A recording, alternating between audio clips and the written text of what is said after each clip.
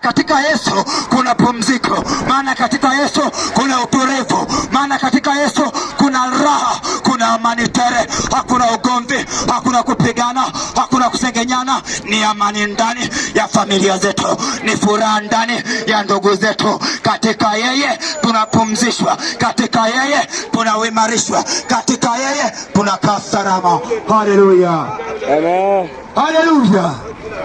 Pengine unasikia sauti hii hapa, unasema hawa ni akina nani? Sisi ni wanadamu kama wewe, lakini tumekuletea habari njema za Injili.